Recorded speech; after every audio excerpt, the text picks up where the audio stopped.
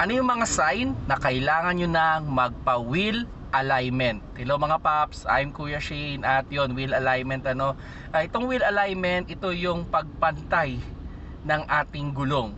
Kumbaga may mga pagkakataon kasi na nadi-disalign yung ating gulong kung tayo ay nadadaan sa mga sobrang malubak na kalsada or nalubak ng matindi yung ating gulong. May pagkakataon na yung isang gulong ay okay, pantay, pero yung isang gulong nakatabingi, okay, or ganyan, no?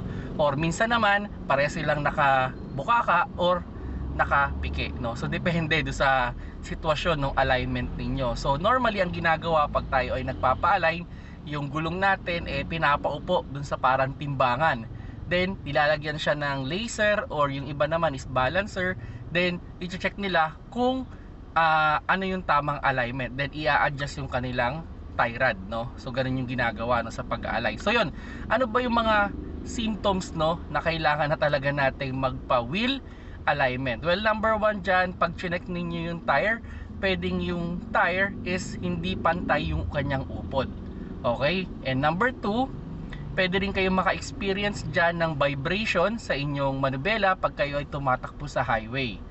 And number three, pwede rin pag kayo ay nag-turn, supposedly, di ba, pag kayo ay nag-turn at umaanda rin sa sasakyan, bumabalik siya doon sa gitna, okay? Or umiikot ng kusa yung ating manubela. Pag hindi na siya umiikot, or halimbawa nag-full turn tayo, tinakbo natin ng konti at hindi siya bumalik, there's a tendency na kailangan na natin ng wheel alignment din. And lastly, pag tayo ay tumatakbo sa smooth surface, no, pantay na kalsada, pwedeng pumapaling pakanan o pakaliwa yung takbo natin, or may pagkakataon namang pantay yung takbo natin pero yung ating manubela ay nakapaling pakanan or pakaliwa. So yun yung mga sign, no, na kailangan nyo na talagang magpa wheel alignment.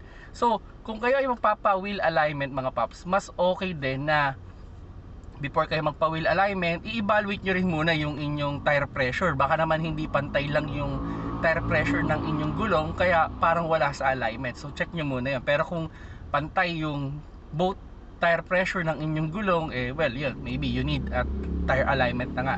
Sa pagpapa-align yan, mas maganda, no, tip ko na lang sa inyo, ipa-evaluate nyo rin yung ibang component. Kasi baka naman may problema sa ibang component kaya hindi rin naka-align yung inyong gulong. Like for example, yung ball joint, yung tie rod, yung rack end, yung shock mounting, yung shock ninyo, o yung basta yung mga component na may related dyan, ano, ipa-evaluate nyo rin upon bago kayo magpa-alignment. Kasi baka may sira na rin, ano, kaya nawala sa alignment. So yun mga paps, no, kung nagustuhan nyo yung video, paki-like, at kung may kakilala kayo medyo tabingi yung manubela, you can share this video at baka kailangan niya ng alignment. At yun, kung hindi pa kayo subscriber ng aking YouTube channel, press sa subscribe button sa baba, at sa Facebook, click ko lang yung follow sa taas, at sa TikTok, click ko lang yung plus signs dyan sa logo ng Kuya Shane para ma-notify kayo sa mga susunod ko pang video gagawin na related sa kotse. Salamat sa panonood, keep safe mga paps.